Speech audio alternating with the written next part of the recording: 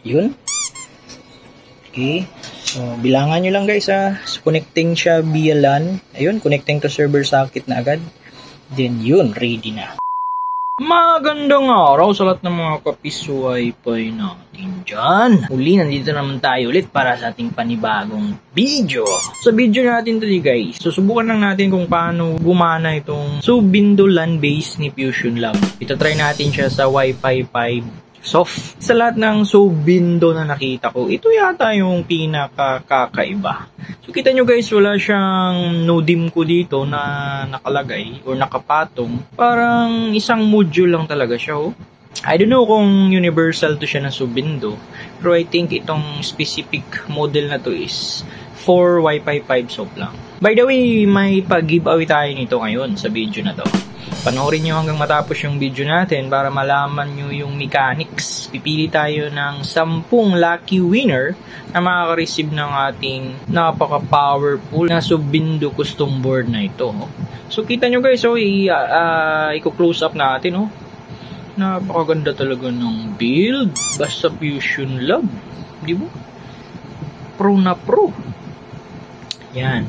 So yun nga, nagtataka ako saan napunta yung Wemos or NoDIM ko. Kasi sa mga nagpipiso Wi-Fi, alam naman natin na kapag Subindo, mayroon talaga yung NoDIM ko na nakalagay. Kasi doon fina-flash yung mga software ng mga piso Wi-Fi natin, di ba?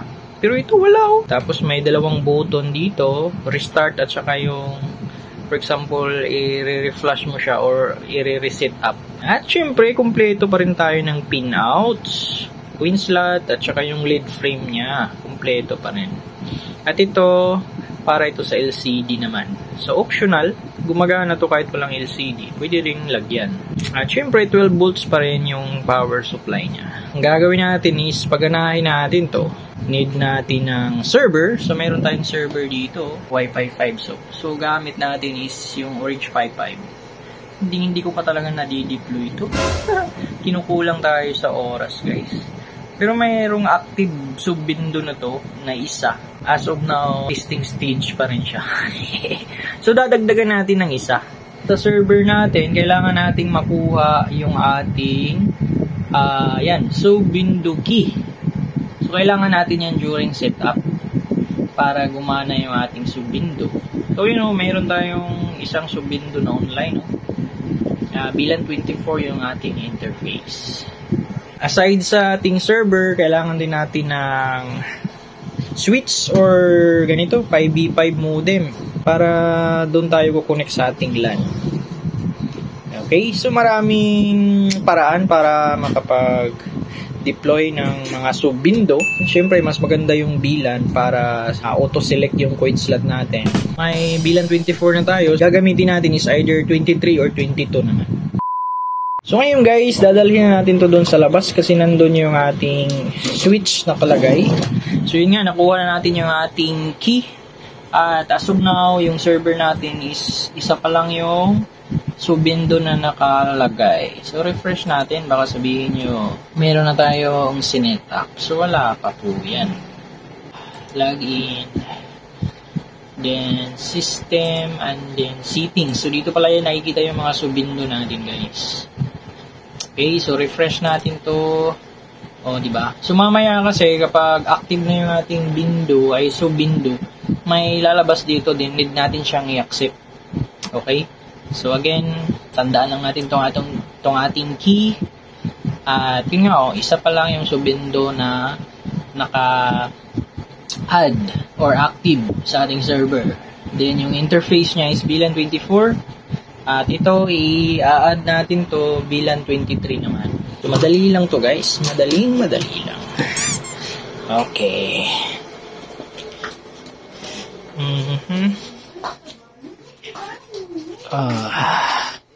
Labas tayo dito.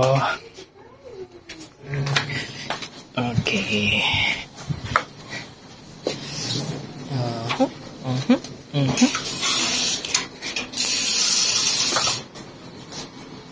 Ayun, so dito natin siya isi-set kasi nandito yung ating mini server. So ito po yung ating Orange Pi 5 Then controller natin is yung ating Hex.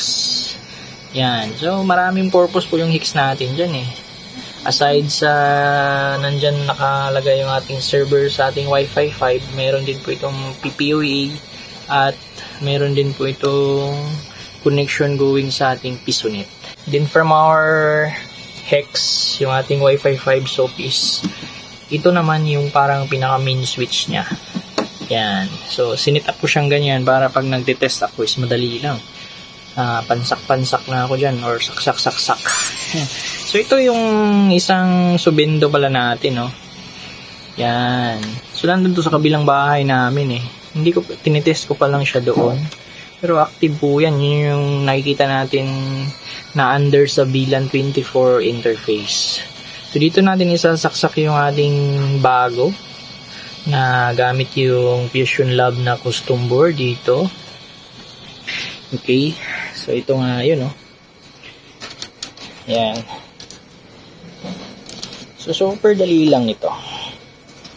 So, maglagay lang tayo ng wire siguro. Ito.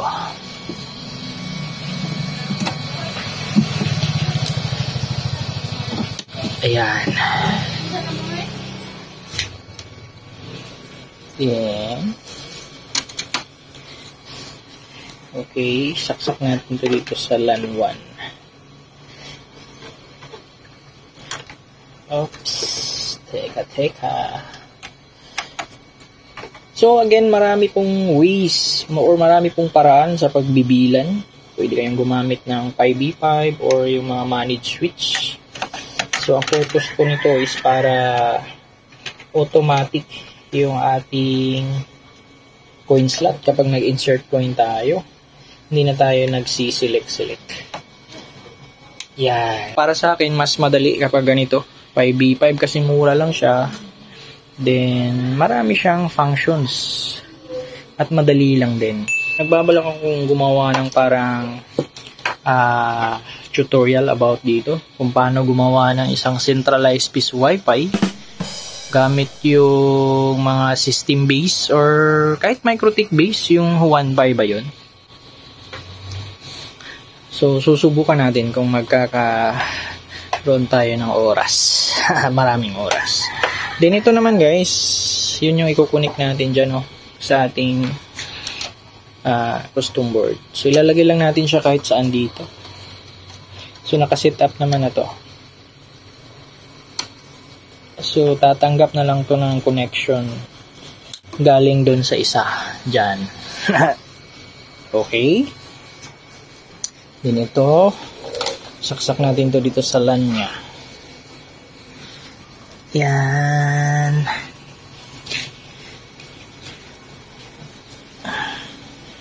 Yan. So, dito yung screen natin para makita natin mamaya yung status. Okay, then hindi pa yata ito nasaksak. Saksak natin.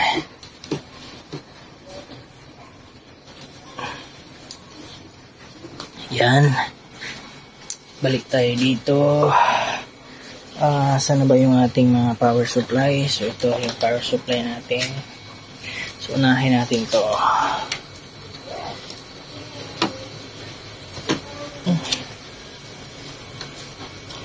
Okay.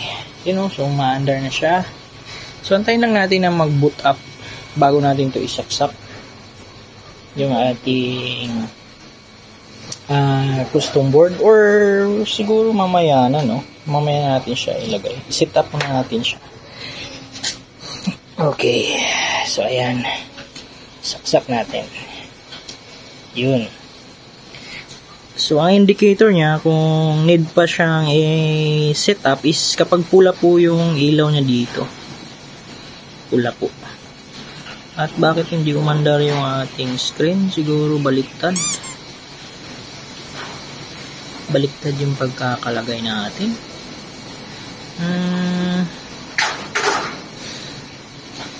Bakit kaya hindi siya umandar?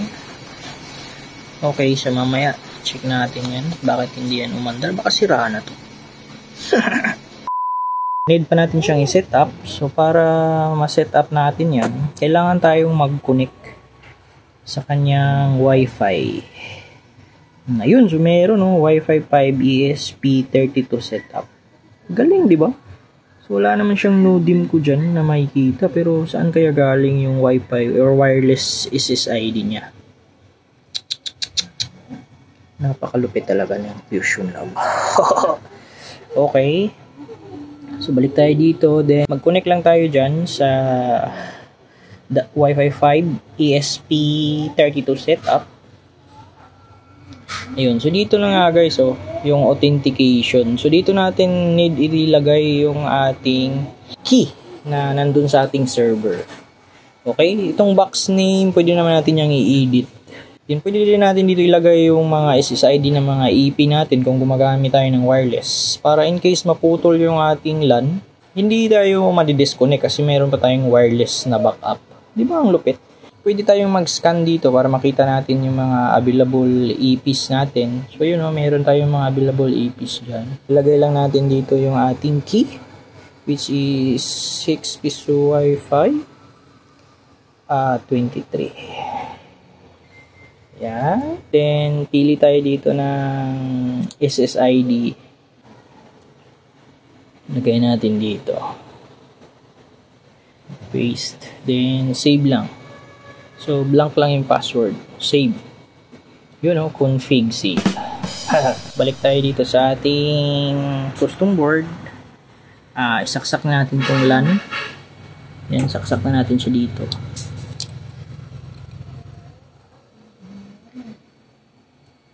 Okay, nakasaksak na guys. Then, need natin siyang i-reboot. Ngayon, tapos natin siyang i-config. Di ba ang dali lang? So, need natin siyang i-reboot. Saan na ba yung reboot? Dito. Pindutin lang natin itong button na to. Yun. So, nag-reboot na siya. So, yun o. So, hahanap na yan siya ngayon ng ating LAN. Successful yung config natin. Need pa natin yung i-accept doon sa server. So, tingnan natin doon sa server, guys. Kung meron bang lumabas doon na bagong sub-window kit. Sayang hindi umilaw yung ating lead para makita sana natin. So, punta tayo sa ating server. So, detected naman siya dito sa LAN natin. LAN 4 natin siya nilagay. Oh. At, yan na, umiilaw siya ng ganyan. Meaning, nag-attempt siyang mag-connect. So, punta natin siya sa ating server kasi need natin yung i-accept. Sana lumabas siya doon. Okay. So bagong ligo yung junior natin.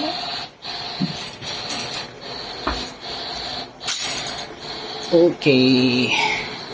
So, ito yung server natin guys. Yan. So refresh lang natin to. Ayun.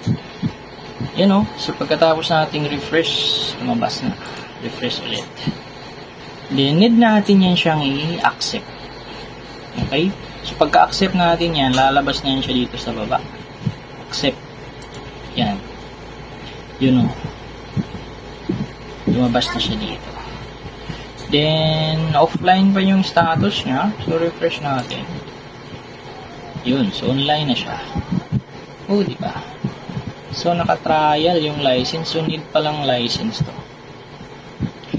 Oo nga pala, sa mga sub-window ni Wi-Fi 5, need natin ng license.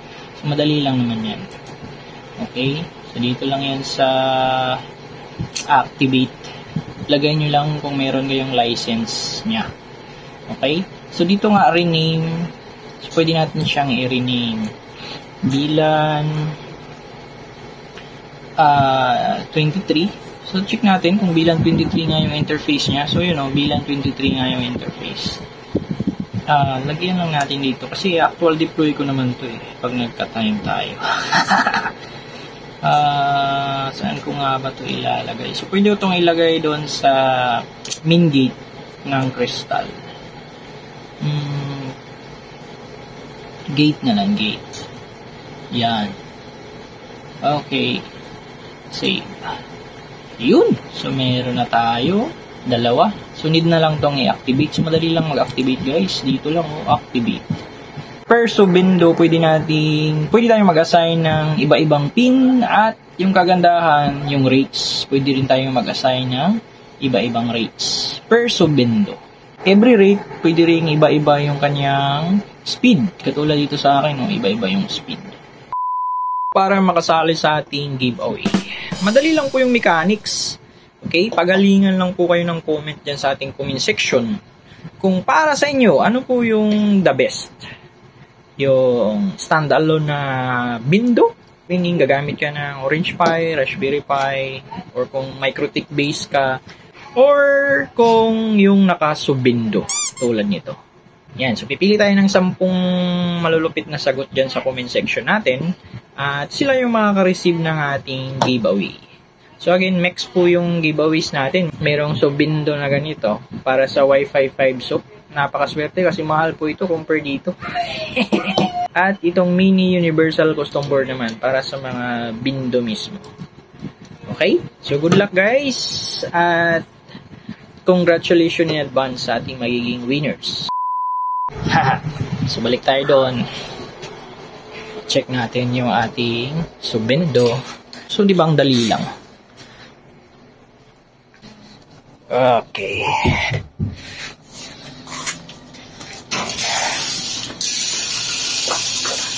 So, ayan.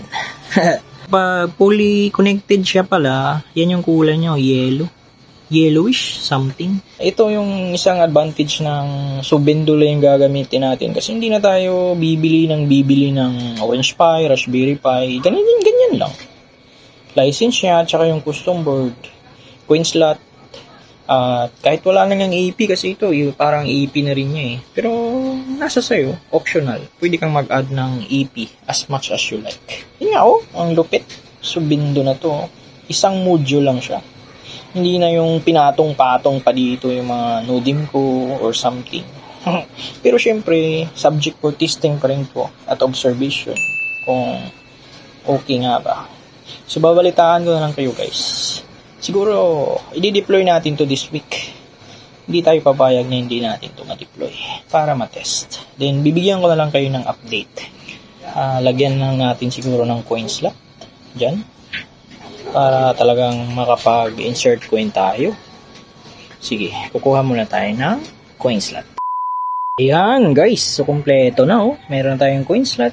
Meron pa tayong lead frame. At I think gumagana na itong ating lead display. Siyempre nakala na tayo.